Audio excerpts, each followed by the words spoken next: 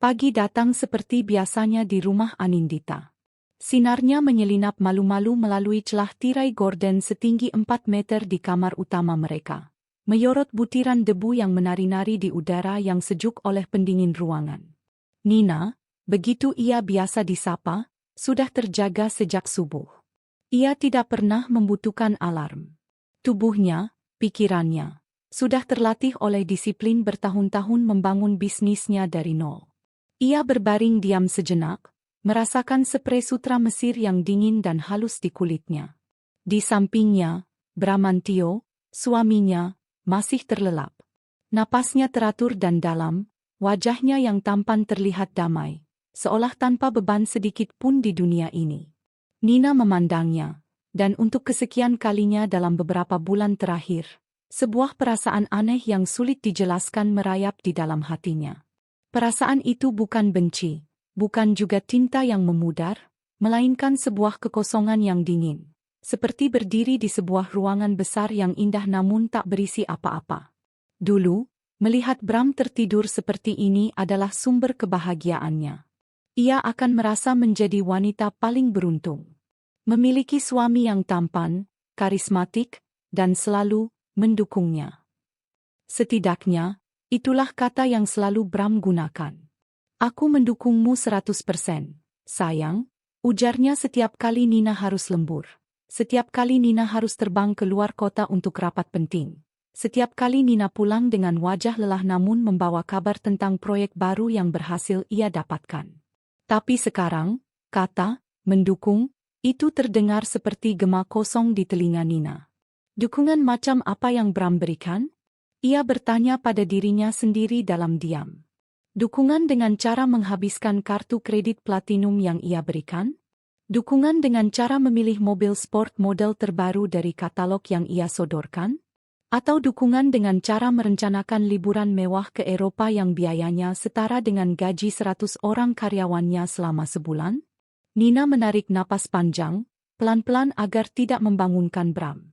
Ia bangkit dari tempat tidur, mengenakan jubah mandi satinnya, dan berjalan menuju jendela besar yang menghadap ke taman belakang.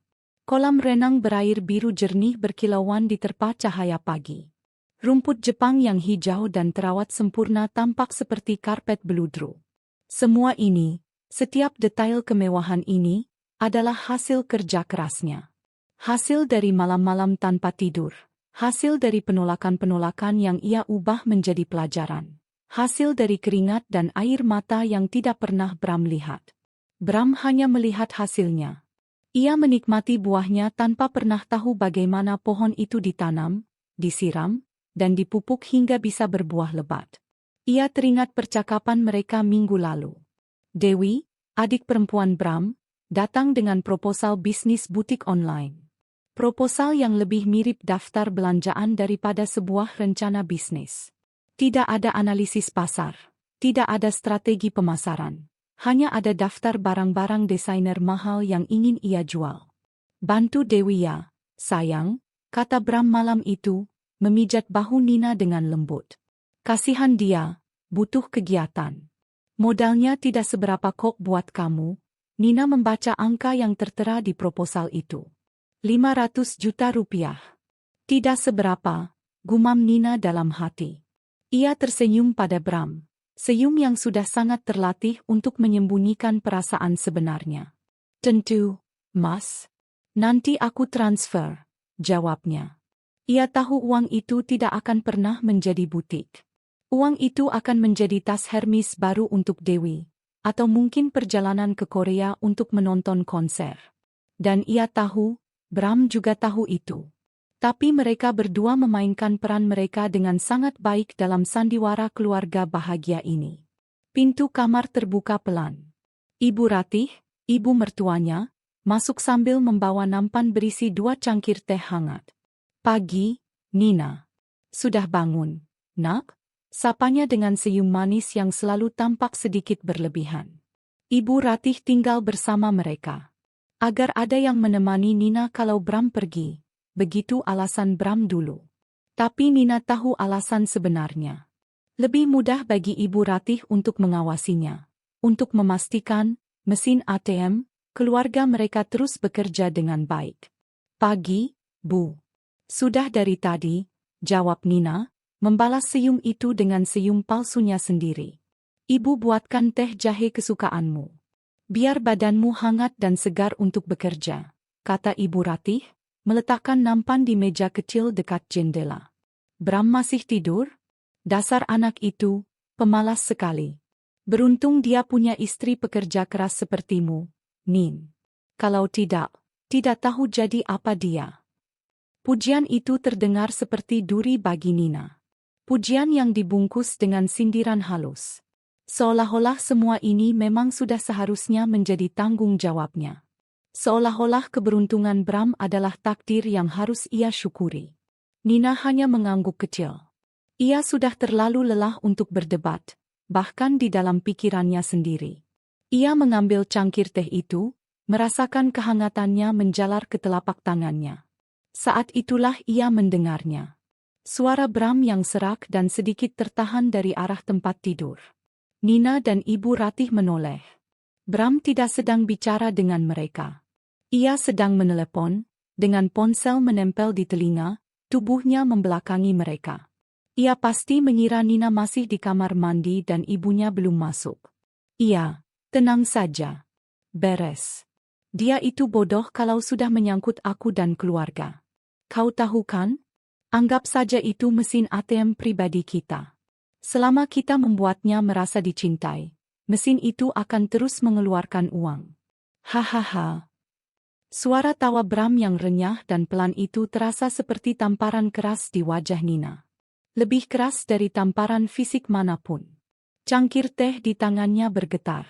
Ibu Ratih di sampingnya tampak salah tingkah. Ia jelas mendengarnya juga. Dengan cepat Ibu Ratih berdeham, mencoba memberi isyarat pada anaknya. Bram sepertinya sadar, karena ia langsung menutup teleponnya dengan panik. Ia berbalik, dan matanya bertemu dengan mata Nina. Kepanikan di wajahnya hanya berlangsung sedetik, sebelum digantikan oleh senyum menawan andalannya. Sayang, Ibu, sudah di sini? Aku tadi telepon teman lama, bahas bisnis kecil-kecilan. Katanya, suaranya terdengar sedikit canggung. Nina tidak mengatakan apa-apa. Ia hanya menatap Bram. Tatapan yang dingin dan kosong. Untuk pertama kalinya, ia tidak berusaha menyembunyikan perasaannya. Ia membiarkan Bram melihat kehancuran di matanya. Ia melihat senyum Bram perlahan memudar, digantikan oleh ekspresi bingung dan sedikit takut.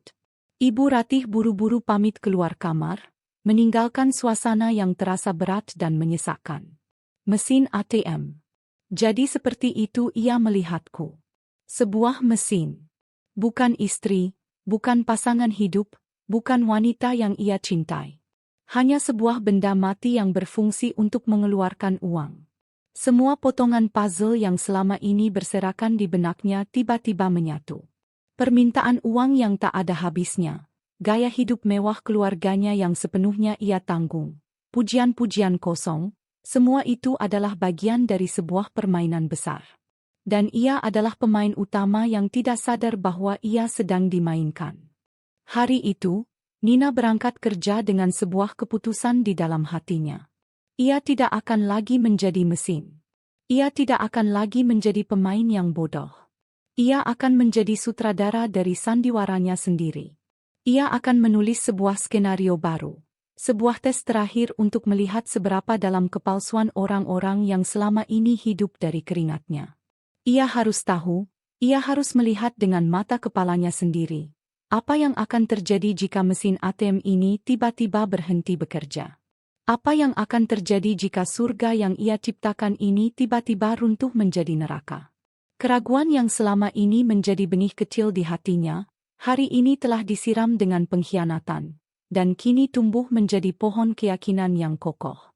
Ia harus melakukan sesuatu, bukan untuk menyelamatkan pernikahannya, karena ia tahu pernikahannya sudah lama mati, tetapi untuk menyelamatkan dirinya sendiri.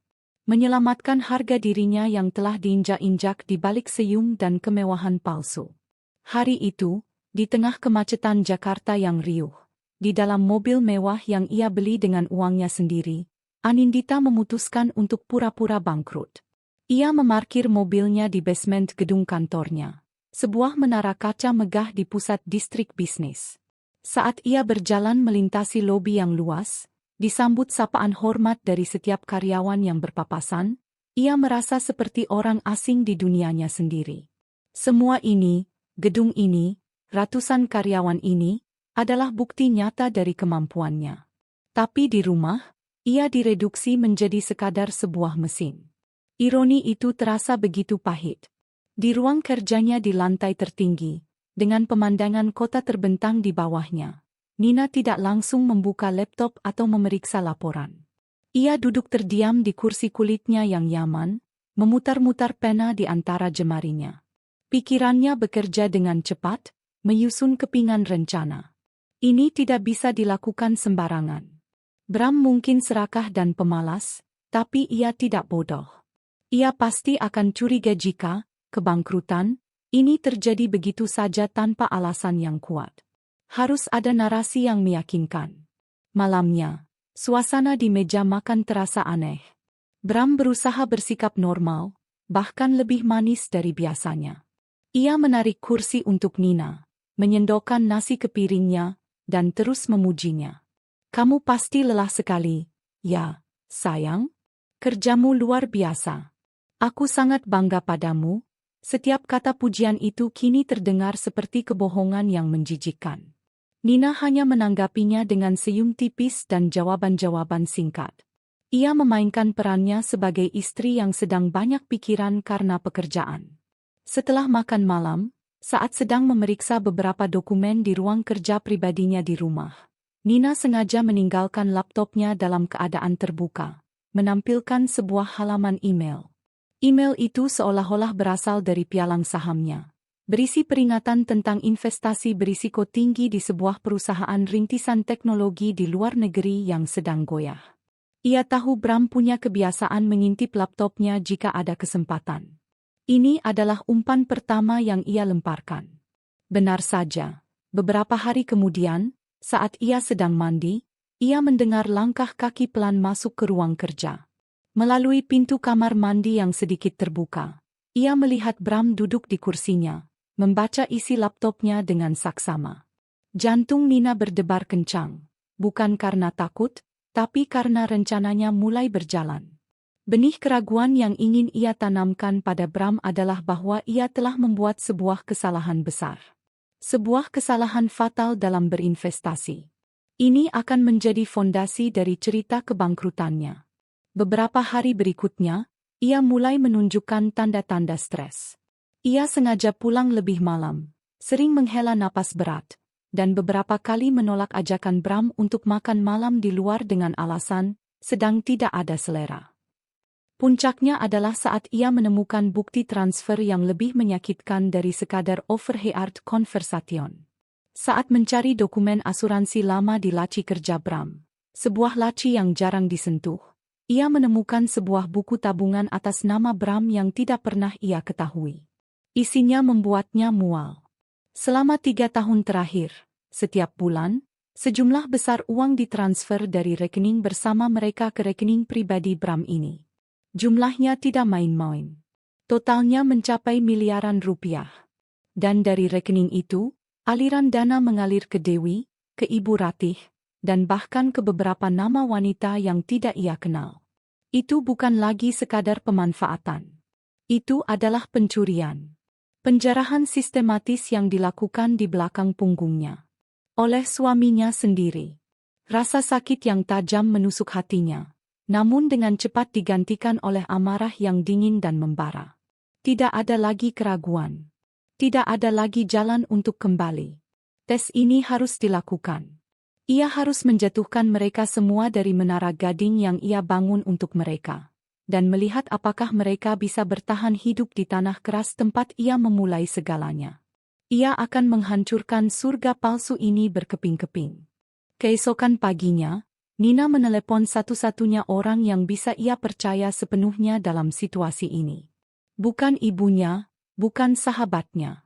Ia tidak ingin membebani mereka dengan masalah ini sebelum semuanya jelas.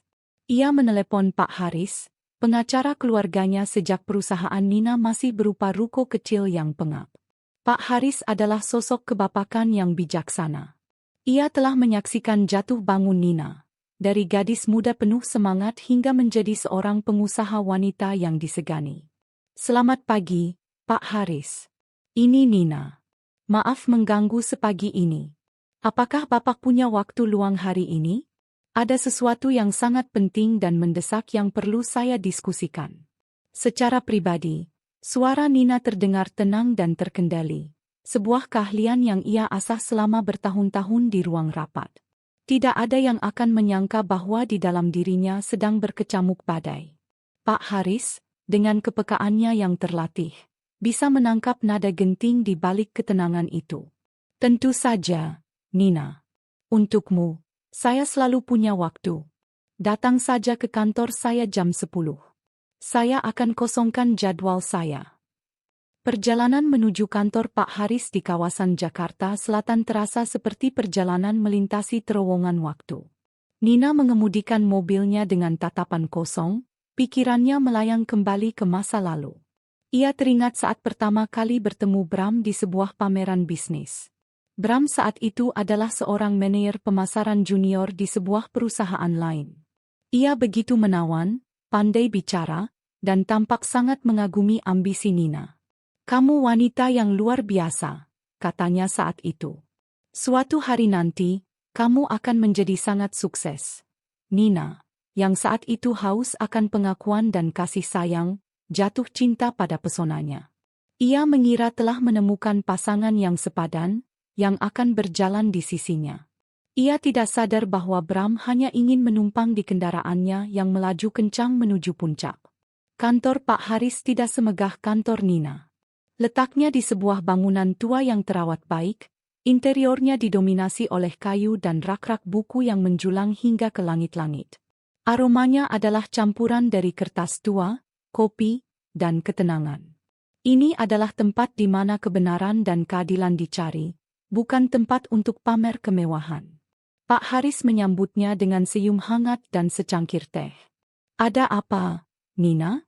Wajahmu terlihat sangat serius, tanya Pak Haris setelah mereka duduk di ruangannya yang nyaman. Nina menarik napas dalam-dalam. Pak, saya datang ke sini bukan sebagai klien perusahaan. Saya datang sebagai Anindita. Sebagai seorang istri, dan kemudian, kata-kata itu mengalir seperti air bah yang jebol. Nina menceritakan semuanya. Kecurigaannya yang sudah berlangsung lama, gaya hidup keluarga Bram yang boros, permintaan uang yang tidak masuk akal. Ia menceritakan tentang percakapan telepon yang ia dengar, tentang bagaimana Bram menyebutnya sebagai mesin ATM. Ia juga menceritakan penemuan buku tabungan rahasia itu. Selama Nina berbicara, Pak Haris hanya diam mendengarkan. Matanya yang tajam menatap Nina dengan penuh perhatian, sesekali mengangguk kecil. Ia tidak menyela, tidak menghakimi. Ia membiarkan Nina mengeluarkan semua beban yang menyesakkan dadanya. Setelah Nina selesai, keheningan menyelimuti ruangan itu sejenak.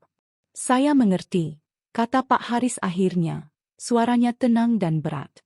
Ini lebih dari sekadar masalah rumah tangga biasa. Ini menyangkut asetmu, hasil kerja kerasmu seumur hidup. Apa yang ingin kamu lakukan, Nina? Saya tidak mau langsung menuduh mereka, Pak. Saya tidak mau memberi mereka kesempatan untuk berkelit, untuk memutarbalikkan fakta dan membuat saya terlihat seperti istri jahat yang pelit, jawab Nina, matanya berkilat karena tekad. Saya mau bukti yang tidak terbantahkan. Saya mau mereka menunjukkan sifat asli mereka dengan kesadaran penuh. Saya ingin membuat sebuah skenario. Pak Haris mengangkat alisnya. Skenario macam apa? Saya ingin pura-pura bangkrut, kata Nina. Kata-kata itu terdengar tegas dan mantap. Saya ingin mereka percaya bahwa saya telah kehilangan segalanya. Bisnis saya hancur, tabungan saya habis, rumah kami akan disita. Saya ingin melihat reaksi mereka. Saya ingin melihat apakah suami yang katanya mendukung saya ini akan tetap berada di sisi saya saat saya tidak punya apa-apa. Saya ingin melihat apakah ibu mertua yang selalu memuji saya ini akan tetap bersikap manis. Saya ingin tahu, Pak. Saya harus tahu. Pak Haris bersandar di kursinya. Jemarinya bertaut di depan dada. Ia memandang Nina dengan tatapan yang bercampur antara kekaguman dan kekhawatiran. Itu rencana yang sangat berani, Nina. Dan sangat berisiko secara emosional untukmu. Saya siap, Pak. Hati saya sudah terlalu mati rasa untuk merasakan sakit lagi. Sekarang yang tersisa hanya rasa ingin tahu dan keinginan untuk mendapatkan keadilan bagi diri saya sendiri, tegas Nina. Melihat kesungguhan di mata Nina, Pak Haris akhirnya mengangguk.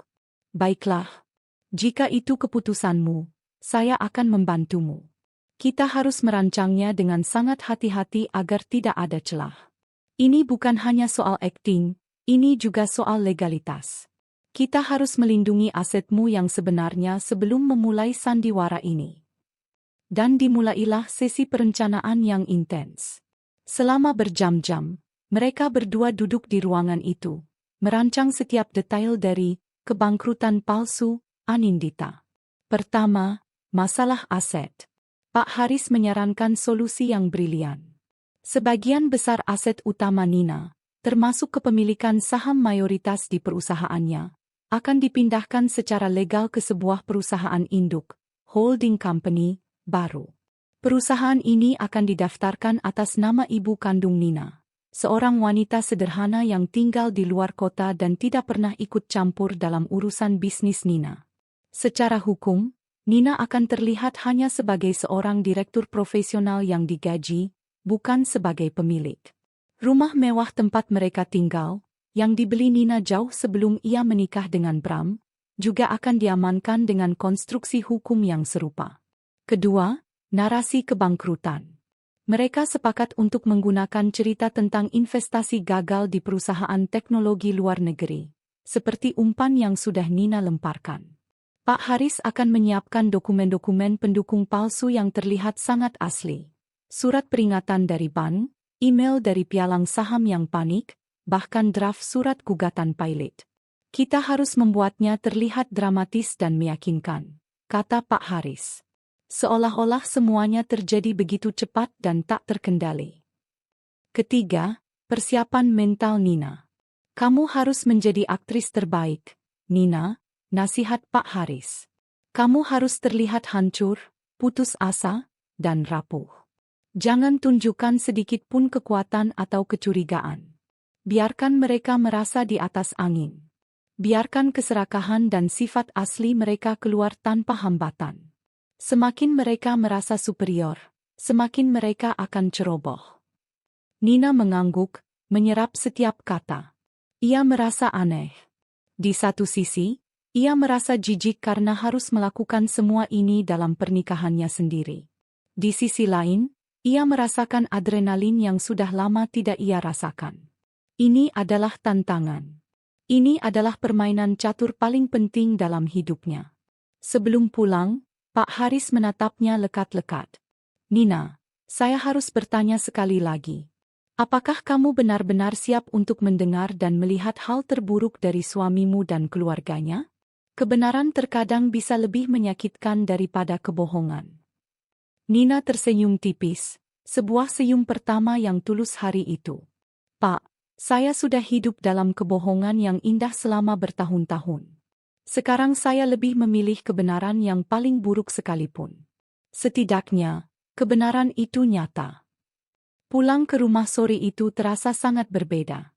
Nina tidak lagi melihat rumah itu sebagai istananya, tetapi sebagai panggung pertunjukan. Setiap sudutnya adalah set properti. Dan orang-orang di dalamnya, Bram, Ibu Ratih, dan Dewi yang kebetulan sedang berkunjung, adalah para aktor yang tidak sadar bahwa naskah baru sedang ditulis untuk mereka. Ia masuk dengan wajah yang sengaja ia buat lelah dan muram. Ia mengabaikan sapaan ceria Dewi yang sedang memamerkan sepatu barunya. Ia langsung naik ke kamar. Bram menyusulnya. "Kamu kenapa, sayang? Ada masalah di kantor?" tanya Bram, nada suaranya terdengar khawatir. Tapi Nina bisa melihat kilat rasa ingin tahu di matanya. Umpannya sudah dimakan. Nina menggeleng pelan, duduk di tepi tempat tidur dan memijat pelipisnya. Tidak apa-apa, Mas. Hanya sedikit rumit. Investasi yang aku ceritakan waktu itu, sepertinya ada masalah besar. Ia membiarkan kalimatnya menggantung, membiarkan imajinasi Bram bekerja. Malam itu, Nina mulai melatih dirinya. Di depan cermin, ia berlatih untuk menangis tanpa suara. Ia melatih tatapan mata yang kosong dan penuh keputusasaan. Ia melatih cara berjalan yang gontai seolah menanggung beban seluruh dunia. Ia harus menjadi Anindita yang berbeda. Anindita yang lemah, yang gagal, yang butuh perlindungan. Ia harus menyembunyikan singa betina yang ada di dalam dirinya di balik topeng seekor domba yang terluka. Tirai sudah disiapkan. Panggung sudah ditata. Dalam beberapa hari ke depan, pertunjukan akan segera dimulai. Dan Nina, sang sutradara sekaligus pemeran utama, menunggu dengan hati yang dingin dan pikiran yang tajam. Ia menunggu saat yang tepat untuk mengucapkan dialog pertamanya dalam drama kejatuhannya. Beberapa hari telah berlalu sejak Nina menyusun rencananya bersama Pak Haris. Hari-hari itu ia jalani seperti seorang mata-mata di wilayah musuh. Yang celakanya adalah rumahnya sendiri. Ia telah berhasil menanamkan benih kepanikan. Bram menjadi lebih sering bertanya tentang investasi yang bermasalah itu. Nada suaranya selalu diusahakan terdengar peduli. Namun Nina bisa menangkap getaran keserakahan dan ketakutan di baliknya. Ketakutan akan kehilangan sumber kemewahannya. Nina selalu menjawab dengan jawaban-jawaban yang ambigu dan penuh kekhawatiran. Aku sedang coba menanganinya, Mas. Doakan saja. Malam itu, Nina memutuskan, adalah malam pertunjukannya. Panggungnya adalah ruang makan mereka yang megah. Sebuah meja kayu jati solid sepanjang 3 meter berdiri gagah di tengah ruangan. Di atasnya terhampar taplak linen berwarna krem. Piring-piring porselen mahal dari Eropa tertata rapi, lengkap dengan sendok garpu perak yang berkilauan di bawah cahaya hangat dari lampu kristal yang menggantung di langit-langit. Seorang asisten rumah tangga baru saja selesai menata hidangan makan malam. Salmon panggang dengan saus lemon, asparagus yang ditumis dengan bawang putih, dan semangkuk besar salad segar. Ironis, pikir Nina. Ia akan mengumumkan kehancuran total di tengah-tengah kelimpahan yang begitu nyata. Bram, Ibu Ratih, dan Dewi sudah duduk di meja. Dewi sedang asyik dengan ponselnya. Mungkin sedang memilih filter untuk foto makan malam mereka yang akan ia unggah ke media sosial dengan judul Family Dinner Goals. Ibu Ratih sedang mengomentari tatanan bunga lili segar di tengah meja. Indah sekali, Nin. Kamu memang punya selera yang bagus. Dan Bram, seperti biasa, sedang menuangkan anggur merah ke dalam gelas-gelas kristal. Semuanya tampak begitu normal, begitu sempurna. Pemandangan sebuah keluarga kaya raya yang bahagia. Nina duduk di kursinya, di ujung meja. Posisi yang selalu ia tempati, posisi seorang kepala keluarga yang tidak pernah diakui secara lisan. Ia mencoba menyendok sedikit salmon ke piringnya. Namun tangannya terasa sedikit gemetar. Ini bukan karena gugup, ini adalah bagian dari aktingnya. Ia sengaja melakukannya. Ia menarik napas panjang dan berat. Lalu sekali lagi. Cukup keras hingga Dewi akhirnya mengangkat wajah dari ponselnya. Mbak Nina kenapa? Kok kayaknya capek banget? Tanya Dewi dengan nada manja. Nina memaksakan seulas senyum tipis. Tidak apa-apa, Dewi. Hanya banyak pikiran. Pasti soal pekerjaan lagi, sela Ibu Ratih. Kamu itu jangan terlalu diforsir, Nin. Kesehatan itu nomor 1. Uang bisa dicari. Sebuah nasihat bijak yang terasa begitu munafik keluar dari mulut wanita yang seluruh biaya perawatannya ditanggung oleh Nina. Bram menatapnya dengan lebih saksama. Ada yang tidak beres, kan, sayang? Ceritakan saja pada kami. Jangan dipendam sendiri. Inilah isyarat yang ditunggu-tunggu Nina. Pancingnya sudah disambar. Nina meletakkan sendok dan garpunya. Suara denting perak yang beradu dengan porselen terdengar begitu nyaring di tengah keheningan yang mulai terasa. Ia menundukkan kepalanya sejenak, membiarkan rambutnya yang tergerai menutupi sebagian wajahnya. Ia menggigit bibir bawahnya, seolah menahan tangis. Semua mata kini tertuju padanya. Pertunjukan telah dimulai. Aku tidak tahu harus mulai dari mana. Suaranya serak dan bergetar. Ia mengangkat wajahnya, dan memastikan mereka bisa melihat matanya yang sudah ia buat berkaca-kaca. Beberapa bulan lalu, aku melakukan sebuah investasi. Investasi yang sangat besar di sebuah perusahaan rintisan teknologi di Amerika. Prospeknya terlihat sangat bagus. Semua analis mengatakan ini akan menjadi a big thing. Ia berhenti sejenak, mengambil napas yang tersendat. Tapi, semuanya berbalik. Dalam seminggu terakhir, perusahaan itu hancur. Benar-benar hancur. Dituduh melakukan penipuan, investor besar menarik dana mereka, dan nilainya jatuh ke nol. Benar-benar nol. Wajah Dewi mulai menunjukkan kebingungan. Ibu Ratih mengerutkan kening. Bram mencondongkan tubuhnya ke depan. Maksudmu, uang investasimu hilang? Ya sudah, tidak apa-apa, sayang. Namanya juga bisnis, ada untung ada rugi. Kita masih punya banyak yang lain, kan? Katanya, mencoba terdengar menenangkan. Namun yang lebih terdengar adalah upaya untuk menenangkan dirinya sendiri. Disinilah Nina menjatuhkan bom yang sesungguhnya. Masalahnya bukan hanya itu, Mas, lanjut Nina. Suaranya kini terdengar seperti isak tangis yang tertahan. Untuk investasi itu, aku tidak hanya memakai dana perusahaan. Aku terlalu percaya diri. Aku memakai dana pribadi kita. Aku juga mengambil pinjaman yang sangat besar dari beberapa bank dengan menjaminkan segalanya. Segalanya? Suara Bram meninggi 1 oktav. Nina mengangguk pelan, air mata mulai mengalir di pipinya. Tangis ini adalah tangis untuk dirinya di masa lalu, untuk kebodohannya yang telah begitu buta. Iya, segalanya. Saham perusahaan, tabungan kita, bahkan rumah ini. Keheningan total. Suara pendingin ruangan yang tadinya tidak terdengar kini seolah menderu. Dewi menjatuhkan ponselnya ke pangkuan. Mulut Ibu Ratih sedikit terbuka, matanya membelalak tak percaya. Wajah Bram yang tadinya berusaha tenang kini berubah menjadi topeng kepanikan yang tidak bisa disembunyikan. Apa maksudmu rumah ini dijaminkan? Desis Bram, tatapannya tajam. Bank akan menyitanya, Mas. Mereka sudah mengirim suratnya. Kita kehilangan segalanya. Perusahaan sudah diambang pilot. Semua rekening kita dibekukan. Kita bangkrut. Kata terakhir itu ia ucapkan dengan suara lirih, seolah itu adalah kata paling menyakitkan di dunia. Dan kemudian, topeng-topeng itu mulai retak. Tidak, bukan retak. Mereka hancur berkeping-keping. Reaksi pertama tidak datang dari Bram, melainkan dari Ibu Ratih. Wanita tua itu menepuk meja dengan keras. Bagaimana bisa kamu seceroboh itu, Nina? Bagaimana bisa kamu mempertaruhkan semua hasil kerja keras anakku begitu saja?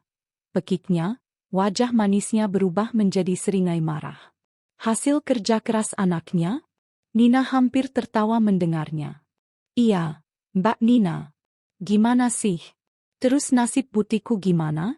Uang yang kemarin bak transfer itu gimana nasibnya? Jangan-jangan dibekukan juga? Rengek Dewi. Wajahnya menunjukkan kekesalan, bukan simpati. Tapi reaksi yang paling ditunggu Nina, yang paling menyakitkan sekaligus paling membenarkan tindakannya, datang dari suaminya. Bram tidak bergerak untuk memeluknya. Ia tidak mengucapkan kata-kata penenang. Ia bangkit dari kursinya, tangannya terkepal di sisi tubuhnya. Wajahnya merah padam karena marah dan malu. Jadi, ini semua karena kesombonganmu?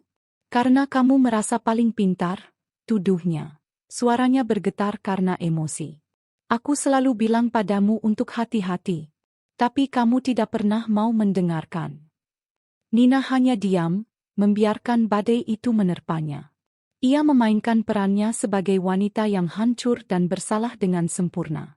Lalu Bram mengucapkan kalimat yang mengkonfirmasi segalanya. Ia menatap Nina bukan dengan tatapan seorang suami pada istrinya yang sedang menderita, melainkan dengan tatapan seorang kreditur pada debitur yang gagal bayar. "Jawab aku dengan jujur, Nina," katanya dengan suara dingin yang menusuk. "Jadi, semua kartu kreditku diblokir? Mobil sport yang baru aku pesan bulan lalu, bagaimana nasibnya?" Di tengah-tengah kehancurannya, pertanyaan pertama yang muncul di benak suaminya adalah tentang kartu kredit dan mobil sport. Bukan tentang bagaimana perasaan Nina. Bukan tentang bagaimana mereka akan melewati ini bersama. Bukan tentang nasib pernikahan mereka. Hanya tentang materi. Hanya tentang kemewahan yang akan hilang dari hidupnya. Saat itulah Nina tahu. Ia telah melakukan hal yang benar. Tidak ada simpati di meja makan malam itu. Tidak ada pelukan hangat.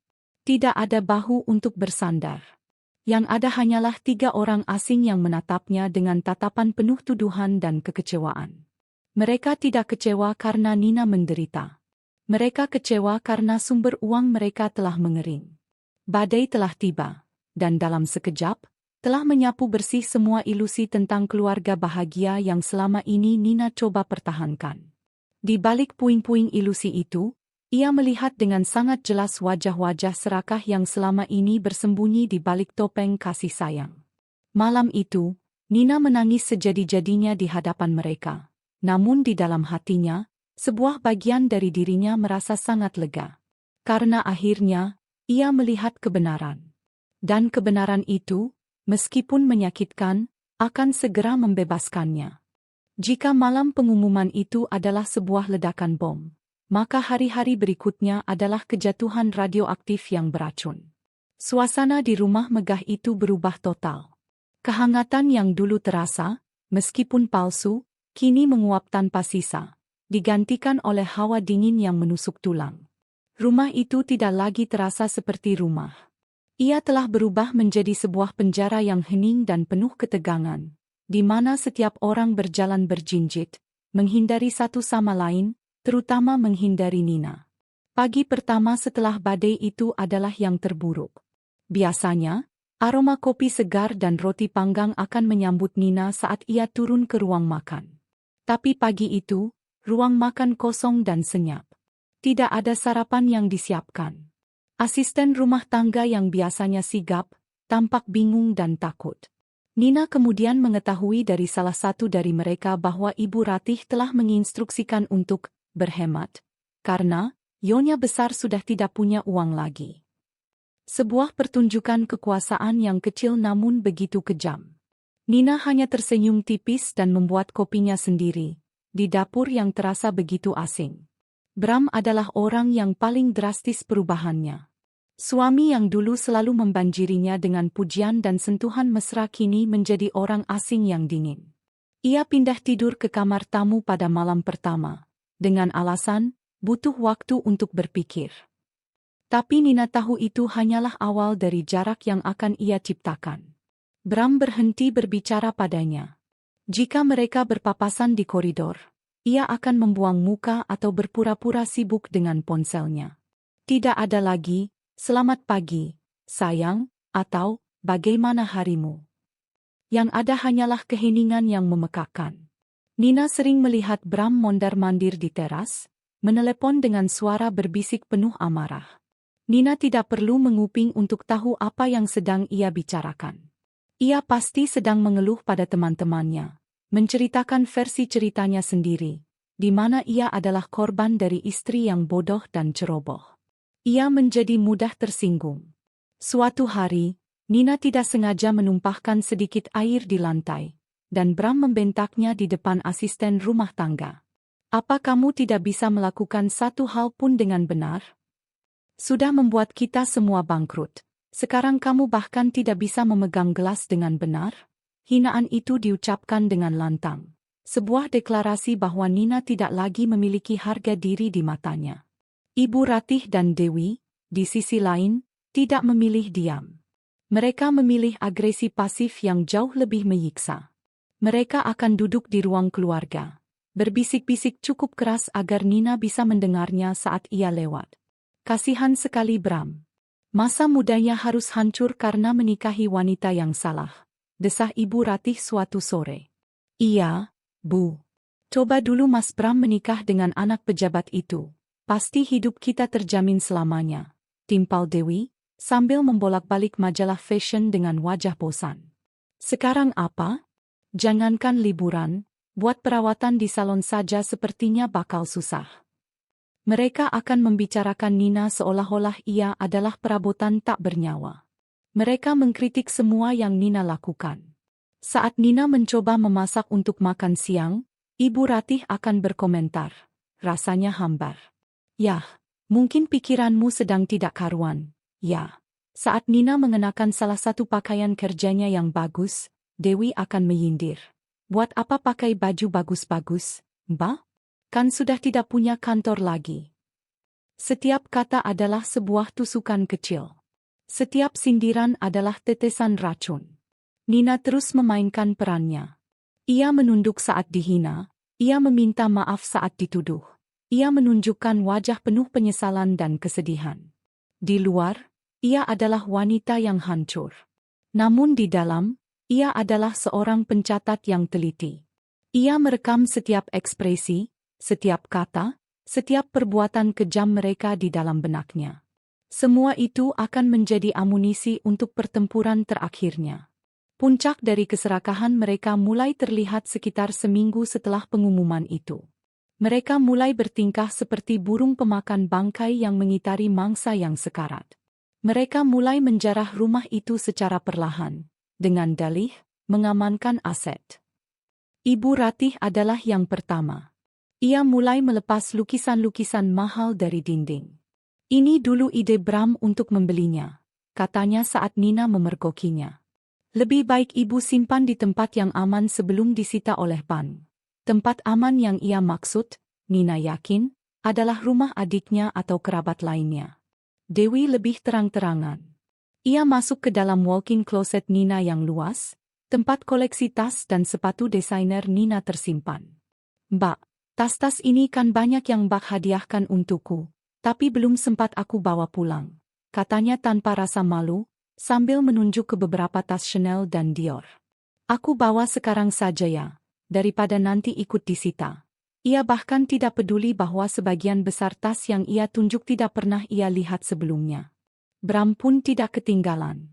Nina melihatnya diam-diam memindahkan koleksi jam tangan mewahnya dari kotak pajangan ke dalam sebuah koper kecil.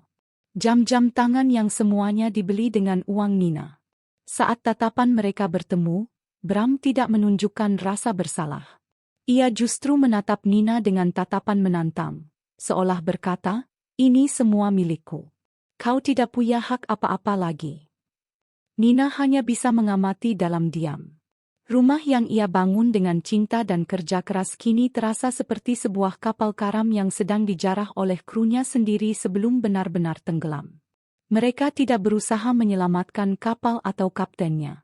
Mereka hanya sibuk menyelamatkan harta rampasan mereka masing-masing. Suatu malam, Nina tidak bisa tidur. Ia berjalan ke balkon kamarnya, menatap taman yang gelap. Dari jendela kamar tamu yang sedikit terbuka, ia mendengar suara Bram yang sedang menelepon seseorang. Kali ini, suaranya tidak berbisik. Suaranya jelas dan dingin. Iya, aku tahu. Aku harus segera lepas darinya. Tidak ada gunanya lagi mempertahankan wanita gagal seperti dia. Dia hanya akan menjadi beban. Aku sedang memikirkan cara terbaik untuk menyelesaikannya. Secepatnya. Ibu dan Dewi juga terus mendesakku. Mereka benar. Aku harus menyelamatkan diriku sendiri. Menyelamatkan diriku sendiri. Kalimat itu terus terngiang di telinga Nina. Tidak ada lagi kata, kita. Yang ada hanya, aku. Pernikahannya, cintanya, pengorbanannya selama bertahun-tahun. Semuanya direduksi menjadi sebuah transaksi bisnis yang merugi dan harus segera dilikuidasi. Nina tidak merasakan sakit lagi. Hatinya sudah beku. Yang ia rasakan adalah sebuah kejernihan yang menakutkan. Ia tahu apa yang akan terjadi selanjutnya. Ia tahu langkah apa yang akan diambil oleh Bram, yang didorong oleh kepanikannya sendiri dan diracuni oleh hasutan keluarganya. Dan Nina sudah siap. Ia tidak akan menghindar. Ia justru akan menunggu momen itu tiba. Momen di mana Bram akan mengucapkan kata-kata terakhir yang akan membebaskan Nina selamanya dari sandiwara ini. Ia akan membiarkan suaminya sendiri yang menyerahkan pisau untuk memotong tali terakhir yang mengikat mereka. Ia kembali ke tempat tidurnya, dan untuk pertama kalinya dalam beberapa hari, ia tidur dengan nyenyak, karena ia tahu akhir dari babak penderitaan ini sudah sangat dekat. Beberapa hari setelah Nina mendengar percakapan telepon Bram, suasana di rumah menjadi semakin tak tertahankan.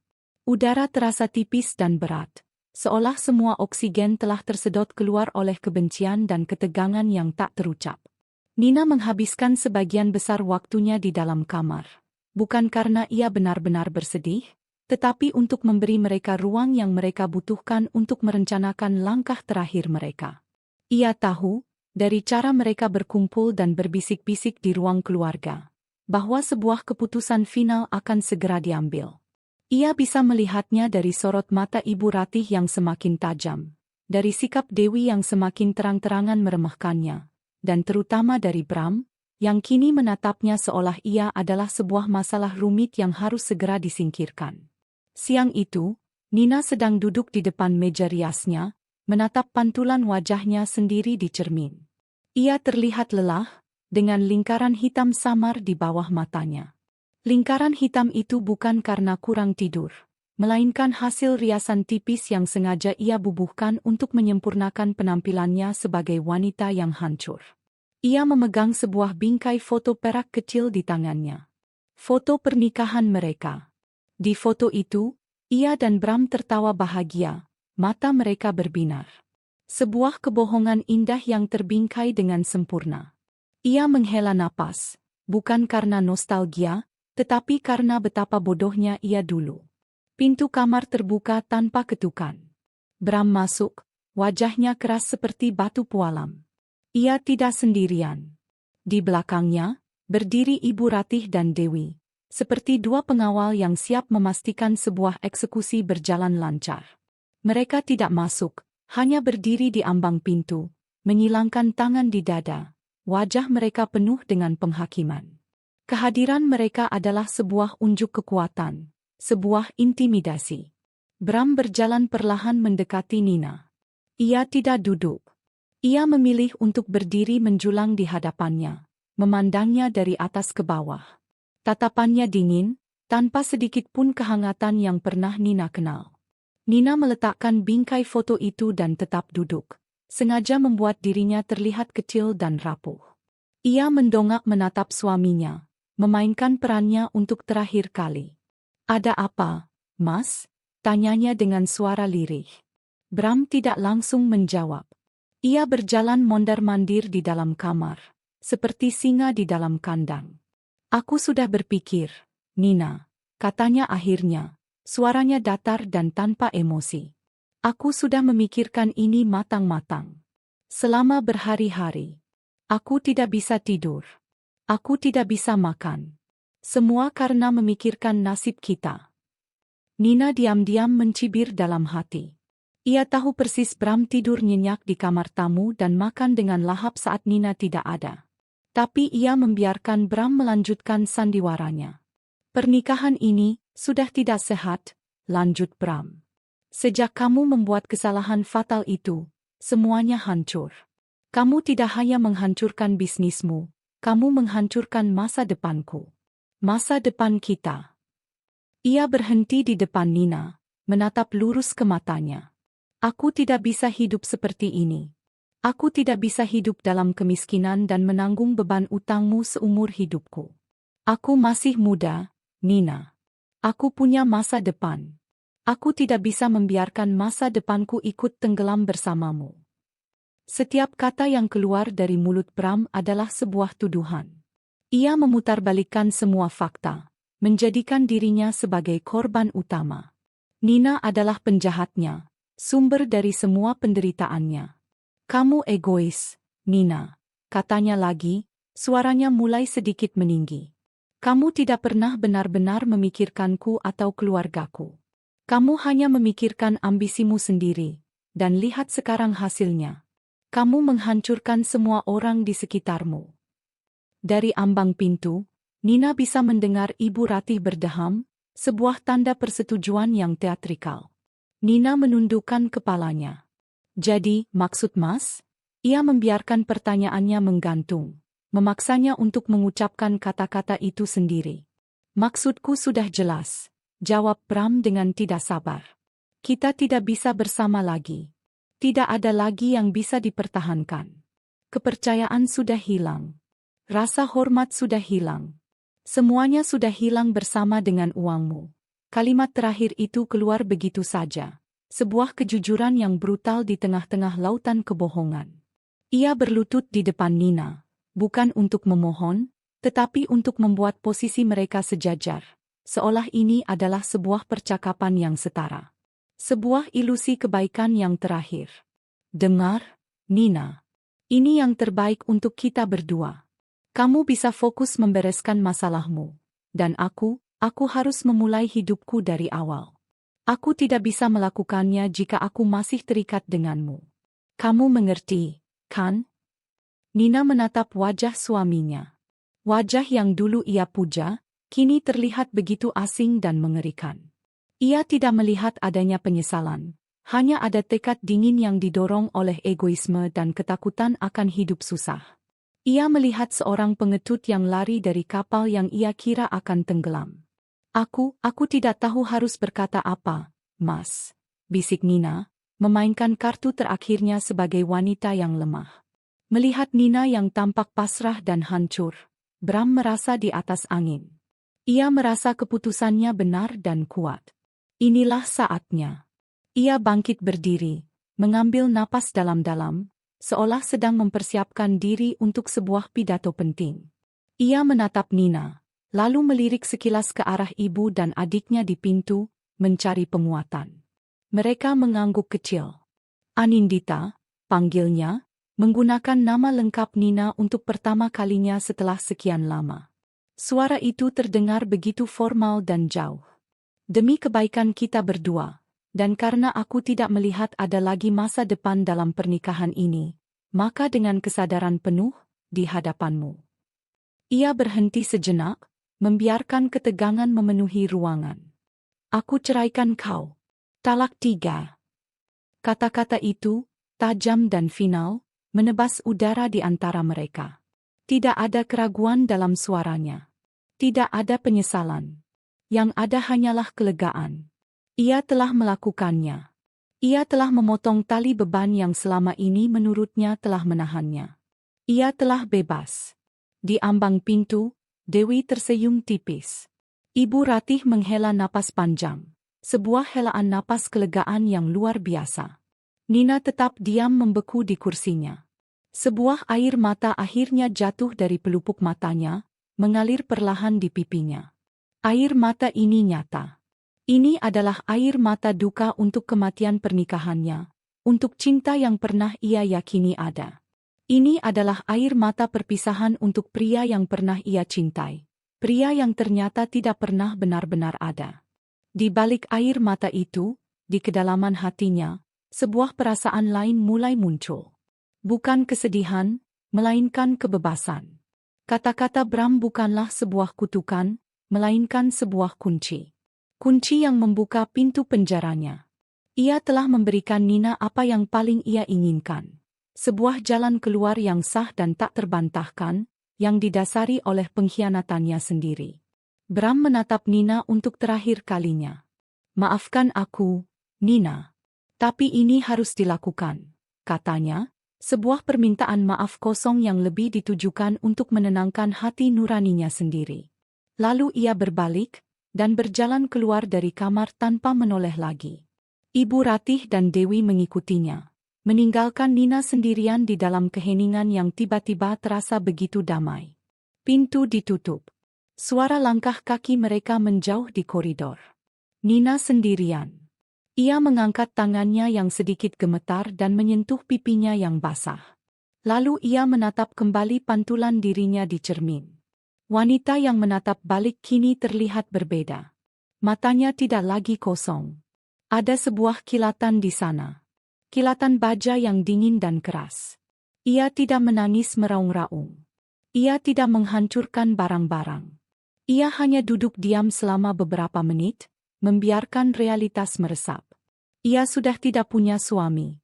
Ia sudah diceraikan dengan cara paling hina saat ia berada di titik terendah dalam hidupnya, setidaknya di mata mereka.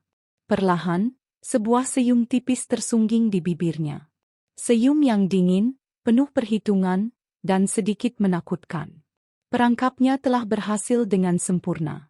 Umpannya telah dimakan. Dan mangsanya sama sekali tidak sadar bahwa mereka baru saja menyegel nasib mereka sendiri. Permainan sudah berakhir. Babak penderitaan sudah usai. Babak pembalasan akan segera dimulai. Begitu Bram menutup pintu kamar Nina di belakangnya, beban berat yang selama ini menekan pundaknya seolah terangkat. Ia menarik napas dalam-dalam, napas pertama sebagai seorang pria bebas. Perasaan yang muncul bukanlah kesedihan atau penyesalan, melainkan euforia. Ia telah berhasil. Ia telah membuat keputusan yang tegas dan jantan, persis seperti yang dinasihatkan oleh ibunya selama berhari-hari. Saat ia menuruni tangga menuju ruang keluarga, Ibu Ratih dan Dewi sudah menunggunya. Mereka tidak menyambutnya dengan wajah muram, melainkan dengan senyum kemenangan. "Bagaimana, Bram?" tanya Ibu Ratih, meskipun ia sudah tahu jawabannya. "Sudah selesai, Bu," jawab Bram, mencoba membuat suaranya terdengar berat dan sedih, namun gagal menyembunyikan nada kelegaan. "Aku sudah menceraikannya." Talak 3. Ibu Ratih langsung memeluk putranya dengan erat. "Kamu sudah melakukan hal yang benar, Nak. Kamu anak ibu yang hebat. Kamu harus menyelamatkan dirimu sendiri. Jangan biarkan hidupmu hancur karena wanita pembawa sial itu." "Iya, Mas." Akhirnya, seru Dewi dengan gembira. "Aku sudah tidak tahan lagi melihat wajahnya yang menyedihkan itu setiap hari. Sekarang kita bisa mulai menata hidup kita lagi, kan? Tanpa dia." Suasana di ruang keluarga itu sama sekali tidak mencerminkan suasana sebuah keluarga yang baru saja pecah. Sebaliknya, rasanya seperti markas tim yang baru saja memenangkan sebuah pertandingan penting. Mereka duduk bersama di sofa kulit yang empuk, sofa yang dibeli oleh Nina, dan mulai merencanakan masa depan mereka seolah-olah mereka baru saja memenangkan lotre. Ketegangan yang selama ini menyelimuti rumah itu lenyap, digantikan oleh semangat baru yang aneh. Semangat para penjarah. Jika sebelumnya mereka mengambil barang-barang dengan sedikit sembunyi-sembunyi, kini mereka melakukannya dengan terang-terangan dan penuh percaya diri. Nina, di mata mereka, tidak punya hak apa-apa lagi. Ia hanyalah seorang tamu yang menumpang, yang akan segera diusir. Keesokan paginya, penjarahan itu dimulai secara resmi. Ibu Ratih berjalan mengelilingi rumah dengan gaya seorang juru taksir, menunjuk-nunjuk barang mana yang akan menjadi bagian mereka. "Bram, set meja makan ini harus kita amankan. Ini kan dari kayu jati asli, harganya mahal. Kita bawa saja ke rumah pamanmu untuk sementara," katanya sambil menepuk-nepuk meja tempat Nina mengumumkan kebangkrutannya. Dewi lebih fokus pada barang-barang pribadi Nina. Ia masuk lagi ke walk-in closet Nina, kali ini dengan sebuah koper besar. "Mas Bram, perhiasan-perhiasan ini bagaimana? Kan sayang kalau sampai disita bank. Anggap saja ini pesangon buat Mbak Nina, tapi kita yang simpan," celotehnya tanpa dosa. Tangannya dengan lincah memasukkan beberapa kotak perhiasan ke dalam kopernya. Bram, yang kini merasa sebagai satu-satunya kepala keluarga, bertindak paling arogan. Ia menelepon beberapa temannya, berbicara dengan suara keras seolah ingin memastikan Nina mendengarnya dari dalam kamar. "Iya, bro. Sudah kelar. Lega banget rasanya. Sekarang tinggal urus pembagian harta. Rumah ini kan masuknya gono gini, aku pasti dapat separuhnya. Lumayan, bisa dijual buat modal usaha baru." Ia benar-benar percaya pada narasinya sendiri. Ia yakin bahwa sebagai suami, ia secara otomatis berhak atas separuh dari semua yang dimiliki Nina, tanpa peduli bahwa ia tidak pernah menyumbangkan 1 rupiah pun untuk memperolehnya. Ia lupa, atau sengaja melupakan, bahwa rumah itu, perusahaan itu, semuanya sudah ada jauh sebelum Nina mengenalnya. Nina, yang mendengar semua itu dari kamarnya, hanya bisa tersenyum getir. Ia memutuskan untuk keluar dan menjadi penonton di barisan depan pertunjukan keserakahan mereka. Ia berjalan menuruni tangga dengan langkah pelan. Saat ia muncul, percakapan mereka yang riuh rendah mendadak berhenti. Mereka menatapnya dengan canggung, seperti anak kecil yang tertangkap basah mencuri permen. Tapi kecanggungan itu tidak berlangsung lama. Didorong oleh arogansi, Bram adalah yang pertama memecah keheningan. Nina, panggil ia dengan nada formal. Karena kita sudah bukan suami istri lagi, ada beberapa hal yang perlu kita bicarakan. Mengenai pembagian aset. Nina hanya menatapnya, tidak mengatakan apa-apa. Tatapannya tenang dan kosong, membuat Bram sedikit gugup. Menurut hukum, aku berhak atas 50% dari semua harta yang kita peroleh selama menikah. Lanjut Bram, menguatkan dirinya. Termasuk rumah ini. Jadi, dalam beberapa hari ke depan, aku akan memanggil penilai properti untuk menentukan harga rumah ini. Setelah terjual, hasilnya kita bagi 2. Itu adil, kan? Adil? Nina akhirnya bersuara. Satu kata itu terdengar begitu dingin dan tajam. Tentu saja adil. Sela ibu ratih dengan cepat, seolah takut putranya akan goyah. Bram sudah menemanimu selama bertahun-tahun. Mendukung karirmu. Wajar kalau dia dapat bagiannya. Nina tidak berdebat. Ia tidak membantah. Ia hanya mengangguk pelan. Sebuah gerakan yang mereka salah artikan sebagai tanda kekalahan dan kepasrahan. Terserah kalian saja, katanya pelan, lalu berjalan menuju dapur untuk mengambil segelas air. Melihat Nina yang begitu penurut dan lemah, semangat mereka semakin menjadi-jadi. Mereka mengira Nina sudah benar-benar patah, tidak punya lagi kekuatan untuk melawan. Hari itu, rumah mewah itu berubah menjadi seperti pasar loak. Mereka mulai menandai barang-barang. Dewi menempelkan stiker-stiker kecil berwarna merah muda pada barang-barang yang ia inginkan. Sebuah standing lamp antik, beberapa set cangkir teh porselen, bahkan sebuah mesin pembuat kopi canggih. Nina hanya mengamati semuanya dari jauh. Ia melihat supir pribadinya diperintah oleh Bram untuk mulai memasukkan beberapa barang kecil ke dalam mobil. Ia melihat asisten rumah tangganya menatapnya dengan tatapan iba, namun tak berani berbuat apa-apa. Ia menjadi hantu di rumahnya sendiri, menyaksikan warisannya dijarah di depan matanya. Setiap tindakan mereka, setiap kata serakah mereka, adalah bukti tambahan yang ia kumpulkan. Ia membiarkan mereka mabuk dalam euforia kemenangan mereka. Ia membiarkan mereka menggali lubang kubur mereka sendiri semakin dalam. Sore harinya, saat suasana rumah sedang sibuk dengan kegiatan pengepakan kecil-kecilan, Nina diam-diam berjalan ke taman belakang, ke sudut terjauh yang tidak terlihat dari jendela rumah. Ia mengeluarkan ponselnya, benda yang selama ini seolah tidak pernah ia sentuh. Jarinya dengan cepat menekan sebuah nomor panggilan cepat. Panggilan itu langsung diangkat. "Halo, Nina? Bagaimana keadaanmu?" Suara tenang Pak Haris terdengar di seberang. Nina menarik napas dalam-dalam, merasakan udara segar memenuhi paru-parunya. Ini adalah napas kebebasan. "Saya baik-baik saja, Pak. Lebih baik dari yang saya duga," jawabnya. Suaranya kini tidak lagi lirih atau bergetar. Suaranya tegas, dingin, dan penuh dengan tujuan. "Dia sudah melakukannya, Pak. Dia menjatuhkan talak 3 tadi siang." Terdengar helaan napas dari Pak Haris. "Saya turut prihatin mendengarnya, Nina. Sekaligus, lega untukmu. Jadi, mereka sudah menunjukkan wajah asli mereka sepenuhnya?" Nina tertawa kecil. Tawa yang sama sekali tidak mengandung kebahagiaan. "Lebih dari yang Bapak bayangkan. Mereka sedang berpesta pora, Menjarah rumah ini seolah ini adalah harta karun bajak laut. Mereka sedang mabuk kemenangan. Baiklah, kata Pak Haris. Itu lebih dari cukup. Semua dokumen sudah siap di pihak saya. Bagus, kata Nina.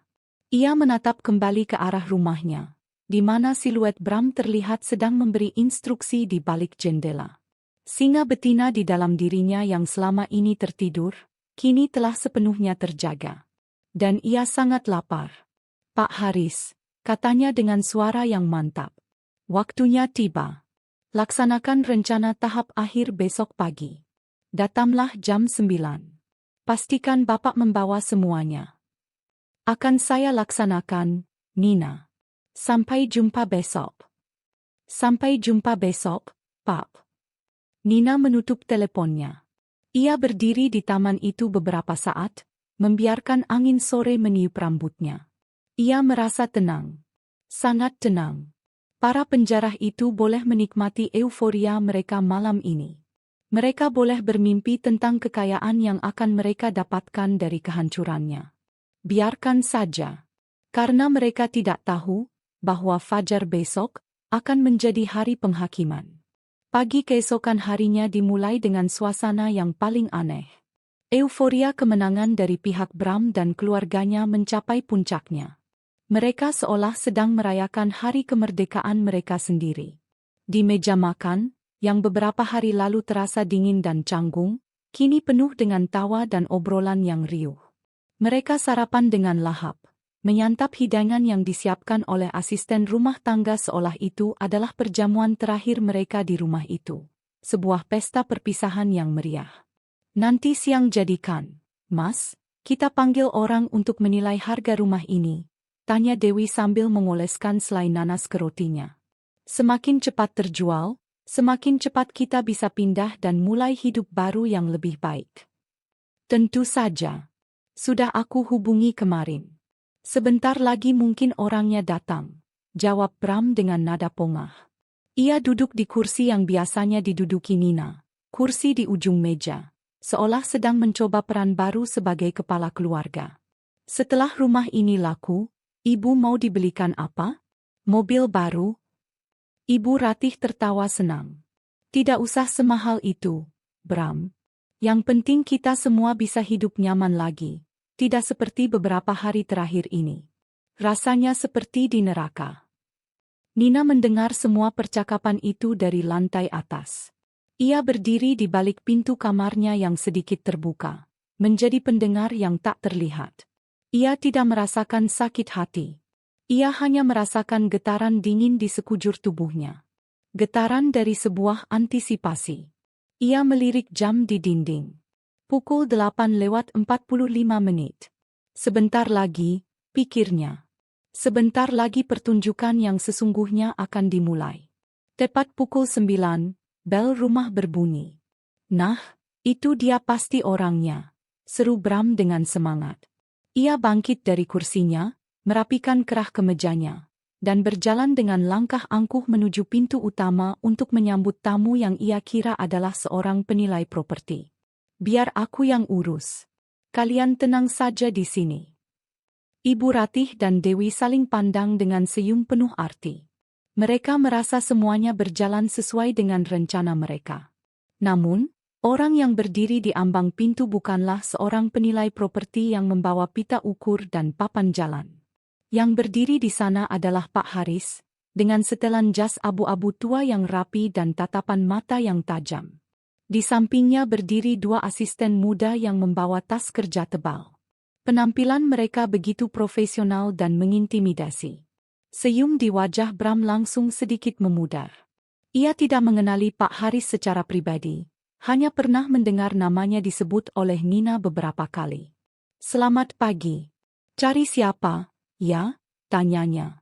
Nadanya masih mencoba terdengar berkuasa. Pak Haris tidak membuang waktu untuk berbasa-basi dengan Bram. Ia melongokkan kepalanya sedikit ke dalam. Selamat pagi. Saya Haris Winardi.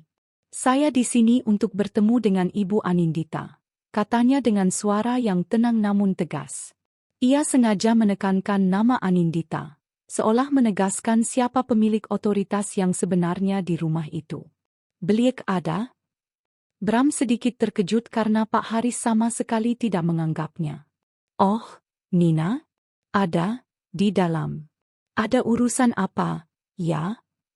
"Urusan bisnis yang sangat penting," jawab Pak Haris singkat. Ia kemudian melangkah masuk tanpa menunggu dipersilakan lebih lanjut, diikuti oleh kedua asistennya. Gerakannya begitu percaya diri, seolah ia adalah pemilik rumah itu. Ibu Ratih dan Dewi yang melihat kedatangan tiga pria berpenampilan serius itu langsung merasa ada yang tidak beres. Tawa mereka lenyap. Mereka bangkit dari meja makan dan menghampiri Bram di ruang depan. "Siapa ini, Bram?" bisik Ibu Ratih. "Tidak tahu, Bu," katanya pengacara. "Mau bertemu Nina," jawab Bram, mulai merasa cemas. Saat itulah Nina muncul. Ia menuruni tangga dengan langkah yang pelan dan anggun. Ia masih mengenakan pakaian rumah yang sederhana. Wajahnya masih ia pasang dengan ekspresi muram.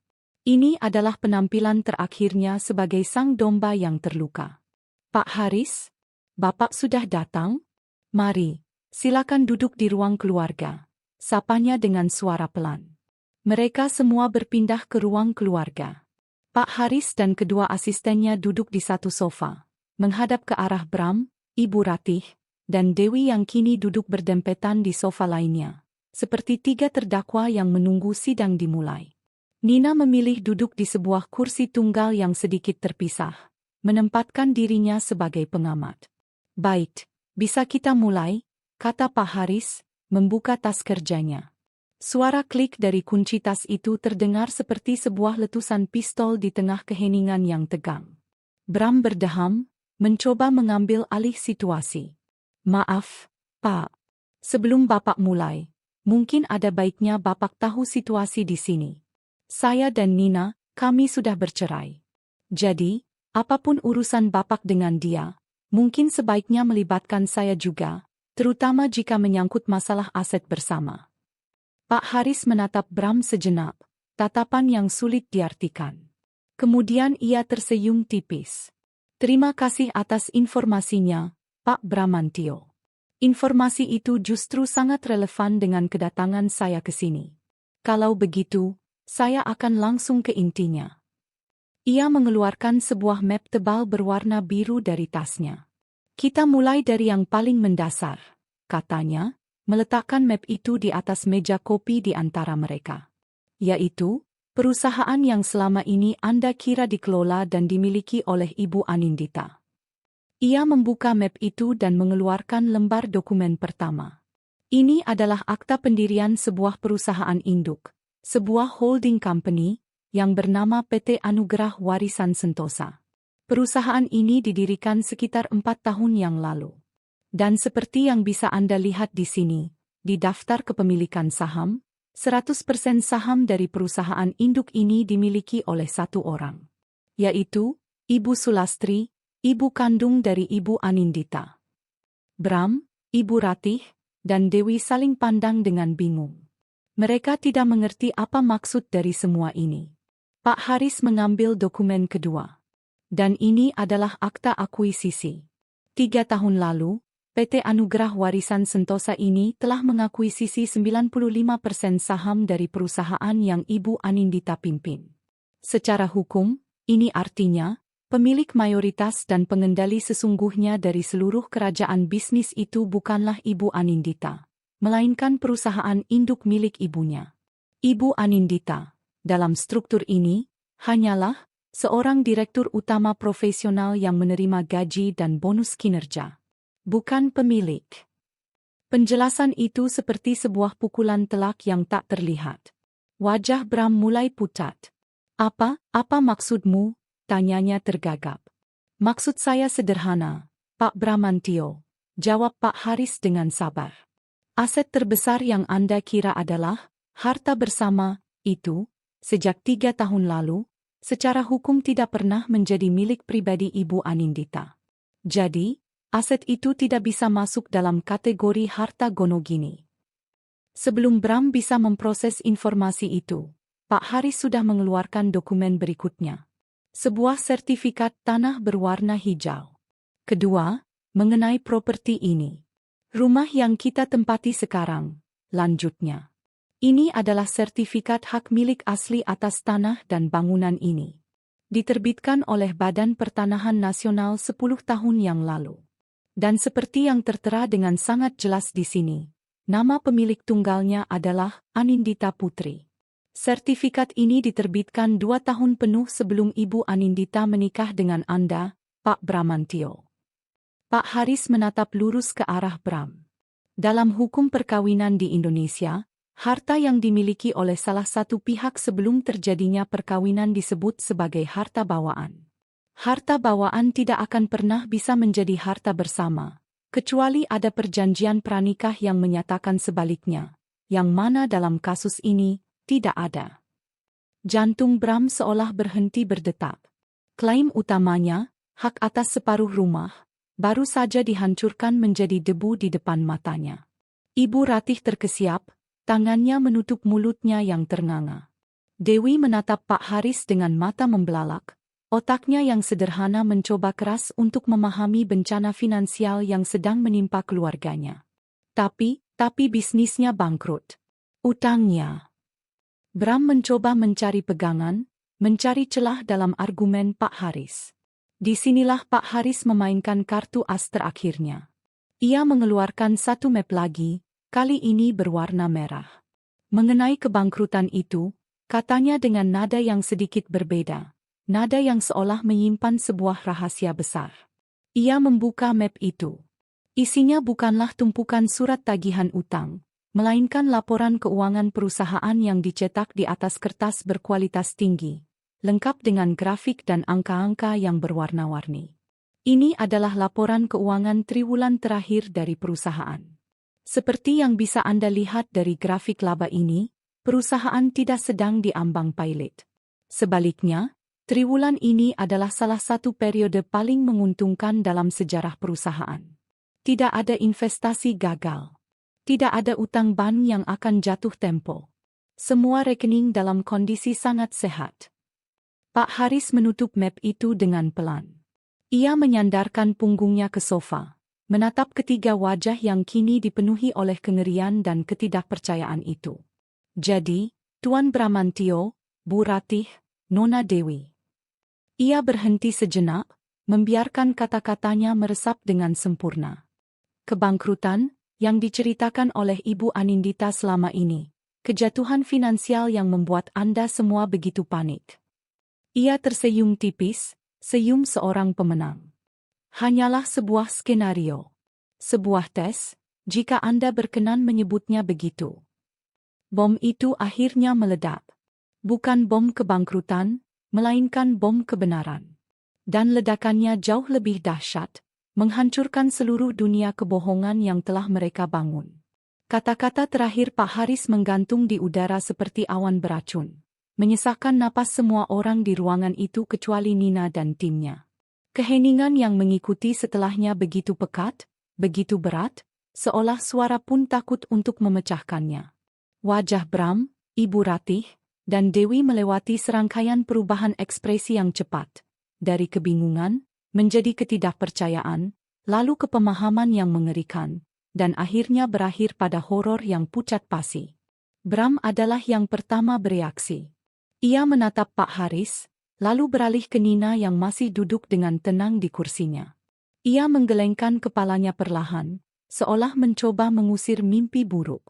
Tidak mungkin. Ini pasti bohong. Sebuah lelucon, kan, Nin? Katakan ini hanya lelucon yang keterlaluan. Suaranya bergetar, nadanya memelas. Ibu Ratih menatap Nina dengan mata yang menyipit, otaknya yang licik mencoba mencari jalan keluar. Nina, apa maksud dari semua ini? Kamu menipu kami. Kamu menipu suamimu sendiri, pekiknya, mencoba membalikkan keadaan dengan menjadikan Nina sebagai penjahatnya. Namun, semua sandiwara mereka sudah tidak ada gunanya lagi. Kartu mereka sudah habis. Dan saat itulah, sang ratu memutuskan untuk kembali menduduki singgasananya. Nina bangkit dari kursinya. Gerakannya pelan, disengaja, dan penuh dengan kekuatan yang selama ini ia sembunyikan. Ia berjalan ke tengah ruangan, dan saat ia melakukannya, sesuatu dalam dirinya berubah. Postur tubuhnya yang tadinya sedikit membungkuk kini tegap sempurna. Wajahnya yang tadinya ia buat muram kini mengeras, tatapannya dingin dan tajam seperti obsidian. Aura kerapuhan yang selama ini ia pelihara menguap seketika, digantikan oleh aura kekuasaan yang tak terbantahkan. Ia bukan lagi domba yang terluka. Ia adalah singa betina yang telah selesai bermain-main dengan mangsanya.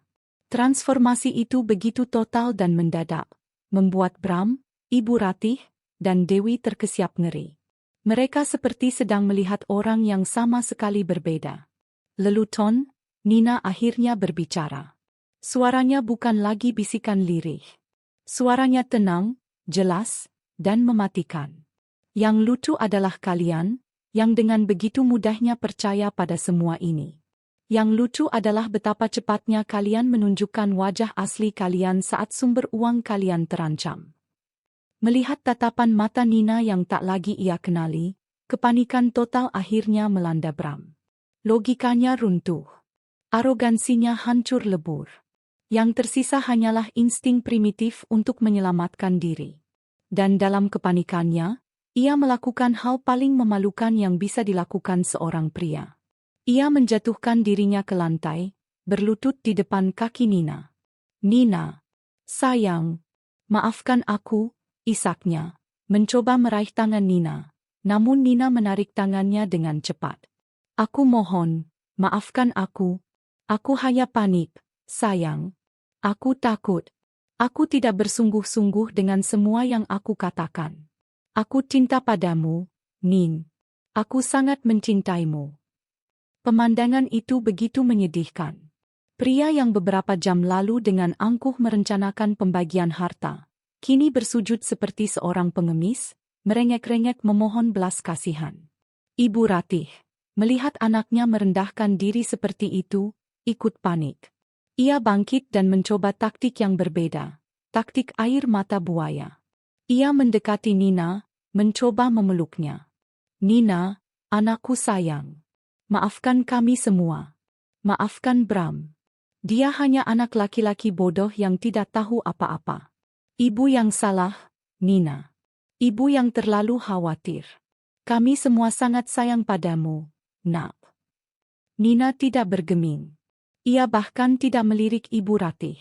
Ia membiarkan wanita tua itu menangis di sampingnya tanpa memberinya sedikit pun perhatian. Dewi adalah yang paling bingung. Ia hanya bisa menatap kakaknya yang bersujud dan ibunya yang menangis. Tunggu, jadi, kita nggak jadi bangkrut? Tanyanya dengan polos. Sebuah pertanyaan yang begitu tidak pada tempatnya hingga terdengar konyol. Jadi, liburan kita ke Jepang jadi, dong? Nina akhirnya tertawa. Sebuah tawa kecil yang dingin dan tanpa humor. Ia menatap ke bawah, ke arah pria yang pernah menjadi suaminya, yang kini menangis di kakinya. Cinta, katanya, mengulang kata yang diucapkan Bram. Jangan gunakan kata itu lagi dari mulutmu, Bram. Itu menghinanya. Cintamu hanya sebatas saldo di rekeningku. Cintamu adalah kartu kredit platinum, mobil sport, dan liburan mewah. Saat kau kira semua itu hilang, cintamu pun ikut hilang. Ia kemudian menoleh ke arah Ibu Ratih, yang tangisnya langsung berhenti saat menyadari taktiknya tidak berhasil. Dan ibu, lanjut Nina, tatapannya menusuk. Jangan panggil aku anakmu lagi. Ibu tidak pernah melihatku sebagai menantu. Ibu melihatku sebagai sebuah investasi yang sangat menguntungkan untuk putra kesayangan ibu. Pujian-pujian ibu selama ini hanyalah cara untuk memastikan investasi itu tetap berjalan lancar. Terakhir, ia menatap Dewi, yang langsung menunduk ketakutan. Dan kamu, Dewi. Kamu melihatku bukan sebagai kakak ipar.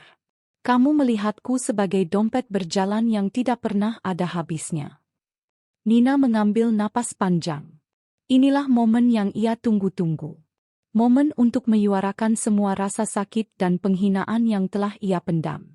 Selama 2 minggu terakhir, aku telah menjadi penonton drama kalian. Aku mendengar setiap bisikan kalian. Aku melihat setiap tatapan merendahkan kalian. Aku merasakan bagaimana kalian menjarah rumahku saat kalian kira aku sedang sekarat. Dan yang paling penting, ia kembali menatap Bram yang masih bersujud. Aku mendengar dengan telingaku sendiri saat kau menjatuhkan talak 3 kepadaku.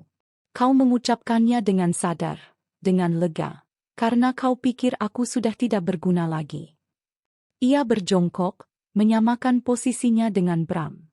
Ia menatap lurus ke matanya yang penuh air mata. Talak 3 yang kau ucapkan saat kau kira aku miskin dan tak berdaya, adalah kejujuranmu yang paling murni, Bram. Itu adalah bukti paling nyata dari isi hatimu. Dan itu tidak bisa ditarik kembali. Ia bangkit berdiri, menjauh dari mereka seolah mereka adalah kotoran yang menjijikkan. Jadi, simpanlah permohonan maaf kalian, katanya dengan suara yang bergema di seluruh ruangan. Kalian tidak menyesali perbuatan kalian. Kalian hanya menyesal karena ketahuan. Kalian hanya menyesal karena mesin ATM yang kalian kira rusak, ternyata masih berfungsi dengan sangat baik. Ia berjalan ke dekat jendela, membelakangi mereka sejenak, menatap ke arah taman tempat ia membuat keputusan finalnya kemarin sore. Lalu ia berbalik, wajahnya menunjukkan sebuah keputusan yang final dan tak tergoyahkan. Sandiwara ini, katanya, tatapannya menyapu wajah mereka satu persatu. Sudah selesai. Ia berhenti sejenak, membiarkan mereka merasakan teror dari vonis yang akan datang. Dan kalian semua kalah. Kata kalah yang diucapkan Nina menggema di ruang keluarga yang luas itu, lalu mati, meninggalkan keheningan yang lebih berat dan lebih menakutkan daripada sebelumnya. Bagi Bram, Ibu Ratih, dan Dewi, kata itu bukan sekadar akhir dari sebuah argumen. Itu adalah vonis. Palu hakim yang telah diketuk. Pintu penjara yang telah dibanting tertutup. Selama beberapa detik yang terasa seperti selamanya, tidak ada yang bergerak. Mereka bertiga hanya menatap Nina. Wanita yang beberapa saat lalu mereka anggap sebagai domba yang kalah, kini berdiri di hadapan mereka seperti seorang dewi pembalasan. Ketakutan di wajah mereka begitu murni, begitu telanjang. Ketakutan orang-orang yang baru saja menyadari bahwa mereka telah kehilangan segalanya, bukan karena nasib buruk, tetapi karena keserakahan dan kebodohan mereka sendiri. Bram, dengan sisa-sisa harga dirinya yang hancur, bangkit perlahan dari posisi berlututnya. Air matanya sudah kering, digantikan oleh ekspresi putus asa yang kuyu.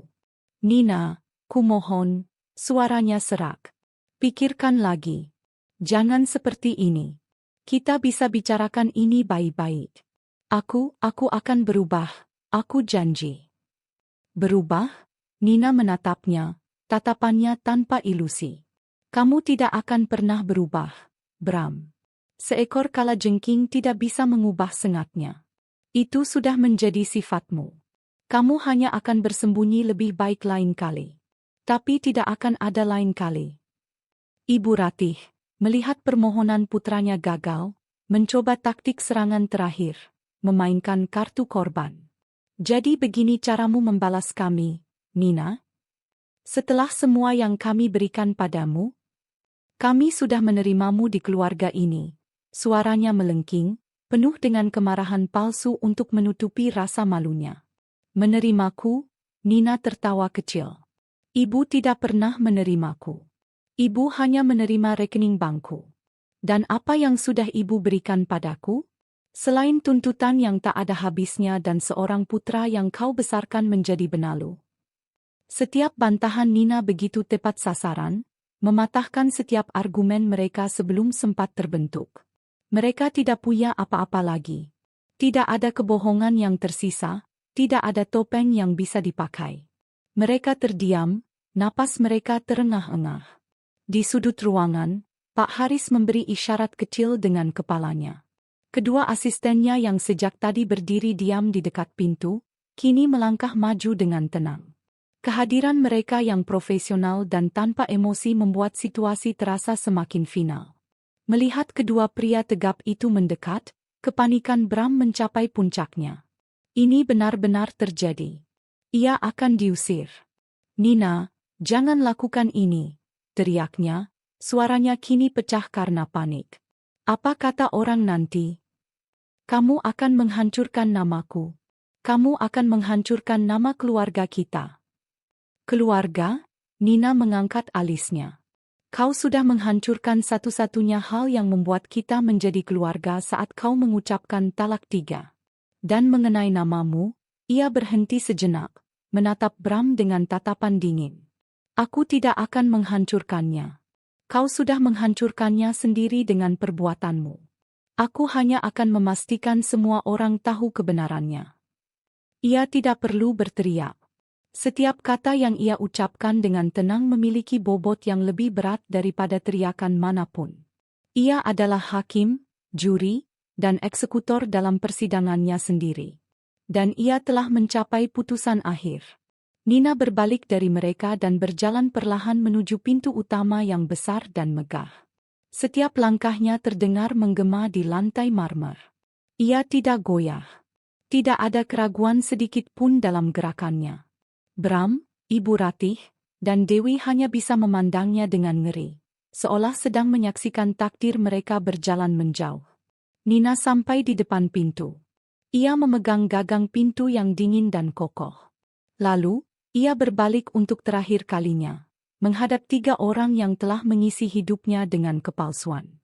Ia menatap mereka satu persatu, mengunci tatapan mereka. Bram yang pucat, Ibu Ratih yang gemetar karena marah, dan Dewi yang menangis tanpa suara.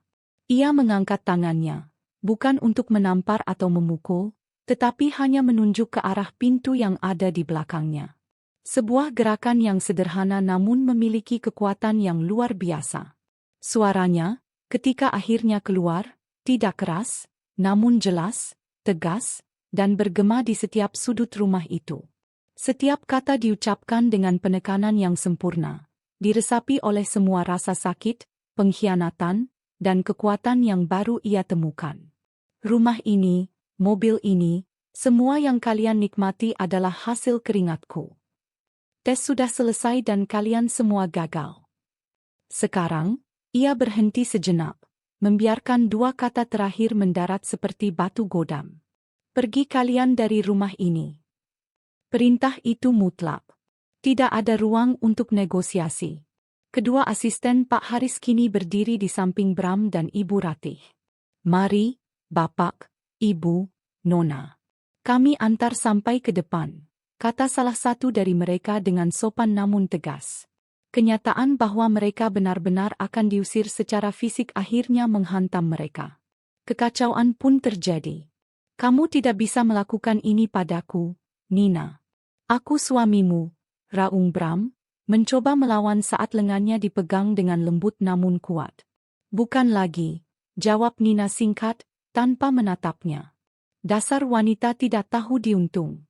Tidak punya hati, jerit Ibu Ratih, mencoba melepaskan diri. Dewi hanya bisa menangis semakin keras, barang-barangku. Tasku. Setidaknya biarkan aku mengambil barang-barangku. Tidak ada satupun barang di rumah ini yang menjadi milik kalian, kata Pak Haris dengan tenang, menjawab untuk Nina. Semua yang kalian bawa saat datang, itulah yang kalian bawa saat pergi. Pengusiran itu adalah pemandangan yang menyedihkan. Mereka, yang selama bertahun-tahun hidup dalam kemewahan ekstrim, kini digiring keluar dari surga mereka seperti para pencuri. Mereka tidak diizinkan membawa apapun. Koper-koper yang sudah mereka siapkan, barang-barang yang sudah mereka tandai, semuanya ditinggalkan begitu saja, menjadi monumen bisu bagi keserakahan mereka. Mereka didorong dengan sopan melewati pintu utama.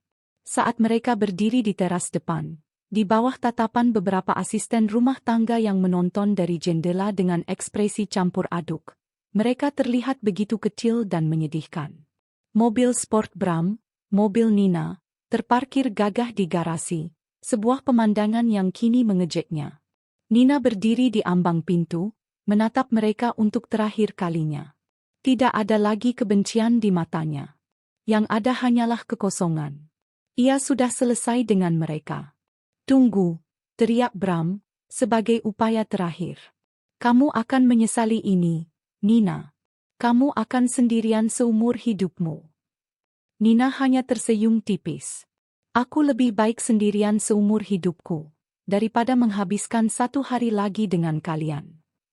Dan dengan itu, ia menutup pintu. Suara pintu kayu jati yang berat itu menutup begitu keras, mengakhiri semuanya. Bunyi, klik, dari kunci yang diputar oleh Nina adalah titik terakhir dari sebuah kalimat panjang yang menyakitkan. Di luar, mereka bisa berteriak atau mengutuk sesuka hati. Di dalam, yang ada hanyalah keheningan. Nina bersandar di pintu yang baru saja ia tutup. Ia tidak merasa menang. Ia tidak merasa bahagia. Yang ia rasakan adalah sebuah kelegaan yang luar biasa, begitu dalam dan begitu luas, seolah sebuah beban seberat gunung baru saja diangkat dari pundaknya. Ia menarik napas dalam-dalam. Untuk pertama kalinya setelah sekian lama, udara di rumahnya sendiri terasa bersih dan segar. Ia bebas. Rumah itu akhirnya kembali menjadi miliknya. Dan hidupnya juga kembali menjadi miliknya seutuhnya. Sinar matahari pagi yang hangat menerobos masuk melalui jendela kaca raksasa, memandikan ruang keluarga dengan cahaya keemasan. Tidak ada lagi perabotan berat bergaya Eropa yang megah dan menyesakkan. Nina telah merombak total isi rumahnya. Kini, ruangan itu terasa lebih lapang, lebih terang, dengan sofa-sofa nyaman berwarna terang, tanaman-tanaman hijau yang rimbun di setiap sudut, dan karya-karya seni modern yang penuh warna di dinding. Rumah itu tidak lagi memancarkan aura kekayaan yang angkuh, melainkan aura kedamaian yang menenangkan. Rumah itu kini benar-benar mencerminkan kepribadiannya. Nina duduk di salah satu sofa, dengan secangkir teh melati hangat di tangannya. Ia mengenakan pakaian yoga yang nyaman, rambutnya diikat seadanya. Di pangkuannya tergeletak sebuah buku yang sedang ia baca. Alunan musik klasik yang lembut mengalun dari pengeras suara di sudut ruangan. Ini adalah rutinitas paginya yang baru. Yoga saat matahari terbit, membaca buku, lalu menikmati secangkir teh dalam keheningan sebelum memulai hari kerjanya. Tidak ada lagi drama, tidak ada lagi tuntutan, tidak ada lagi kepalsuan. Hanya ada ketenangan. Setelah hari pengusiran itu, beberapa minggu pertama terasa aneh. Keheningan di rumah itu pada awalnya terasa memekakkan. Nina harus membiasakan diri kembali dengan dirinya sendiri, dengan keinginannya sendiri, tanpa harus mempertimbangkan pendapat atau kebutuhan orang lain. Ia menyadari betapa banyak dari hidupnya yang telah ia korbankan untuk menyenangkan orang-orang yang tidak pernah pantas mendapatkannya. Ia memulai proses pembersihan. Ia menyumbangkan hampir semua pakaian dan barang-barang pribadi Bram dan keluarganya. Ia merenovasi beberapa bagian rumah untuk menghapus jejak kenangan mereka. Ia bahkan mengganti semua staf rumah tangga, bukan karena mereka bersalah, tetapi karena ia ingin memulai segalanya dari lembaran yang benar-benar baru, dengan orang-orang yang tidak dibayangi oleh masa lalunya. Bisnisnya, yang tidak pernah benar-benar bangkrut, justru semakin meroket. Tanpa adanya gangguan dan pengeluaran parasit dari Bram dan keluarganya, arus kas perusahaan menjadi jauh lebih sehat. Dan tanpa beban emosional yang terus-menerus menggerogoti pikirannya, Nina menjadi lebih fokus, lebih kreatif, dan lebih berani dalam mengambil keputusan bisnis. Para karyawannya merasakan perubahan itu. Ibu Nina, yang dulu sering terlihat lelah dan murung, kini lebih sering tersenyum, lebih berenergi, dan ide-idenya semakin cemerlang. Mereka semakin menghormati dan mengaguminya. Hidup pribadinya juga mekar dengan cara yang tidak pernah ia duga. Ia menyambung kembali hubungan dengan teman-teman lama yang sempat ia jauhi karena Bram tidak menyukai mereka. Ia menghabiskan akhir pekan dengan mendaki gunung, melukis, atau sekadar menonton film seharian di rumah. Ia juga menjadi lebih dekat dengan ibu kandungnya, Ibu Sulastri, wanita sederhana yang namanya telah ia gunakan untuk melindungi kerajaannya. Ibunya kini lebih sering datang menginap, mengisi rumah itu dengan kehangatan tulus seorang ibu. Tentu saja, perceraiannya menjadi berita. Bram, dalam keputusasaannya, mencoba menyebarkan rumor bahwa Nina adalah istri kejam yang mencampakkannya setelah ia kehilangan segalanya. Namun, kebohongan itu tidak bertahan lama. Pak Haris, dengan persetujuan Nina, merilis sebuah pernyataan singkat namun padat kepada beberapa media bisnis, yang mengklarifikasi bahwa perusahaan Nina dalam kondisi sangat baik dan perceraian itu murni masalah pribadi. Dunia bisnis yang lebih tahu rekam jejak Nina, lebih mempercayai versi ceritanya. Nama baik Nina tetap utuh, bahkan citranya sebagai wanita yang kuat dan tegas semakin kokoh. Dan bagaimana dengan nasib Bram dan keluarganya? Nina tidak pernah secara aktif mencari tahu. Ia tidak menyimpan dendam, karena dendam hanya akan terus mengikatnya pada masa lalu. Namun, kabar tentang mereka sesekali sampai juga ke telinganya melalui beberapa kenalan. Kabar itu persis seperti yang bisa diduga. Tanpa uang dan koneksi Nina, Bram hanyalah seorang pria tampan dengan pengalaman kerja yang biasa-biasa saja dan gaya hidup yang di luar kemampuannya. Ia kesulitan mendapatkan pekerjaan yang sepadan dengan gengsinya. Ia dikabarkan tinggal menumpang di rumah kerabatnya, terus-menerus mengeluh tentang nasib buruknya, dan terlilit utang kartu kredit. Ibu Ratih dan Dewi harus menghadapi kenyataan pahit. Mereka tidak bisa lagi menikmati makan siang di restoran mahal atau berbelanja barang-barang mewah. Dewi, yang mimpinya untuk punya butik telah pupus, terpaksa bekerja sebagai admin di sebuah toko online kecil. Ibu Ratih, wanita yang dulu begitu angkuh, kini menghabiskan hari-harinya dengan mengeluh dan menyalahkan semua orang, terutama Nina, atas kejatuhan mereka. Hukuman mereka bukanlah penjara atau denda. Hukuman mereka adalah harus hidup sebagai diri mereka yang sebenarnya, tanpa topeng kemewahan yang selama ini menopang harga diri mereka. Nina meletakkan cangkir tehnya. Ia berjalan menuju balkon yang menghadap ke taman belakang. Kolam renang biru berkilauan, dan bunga-bunga yang baru ia tanam mulai bermekaran. Ia menarik napas dalam-dalam, merasakan udara pagi yang segar memenuhi paru-parunya. Ia tidak lagi memikirkan mereka. Hidupnya kini terlalu penuh dengan hal-hal baik untuk menyisakan ruang bagi kepahitan masa lalu. Tes yang ia lakukan 6 bulan lalu adalah keputusan paling menyakitkan sekaligus paling menyelamatkan dalam hidupnya. Tes itu telah menghancurkan pernikahannya, namun telah menyelamatkan jiwanya.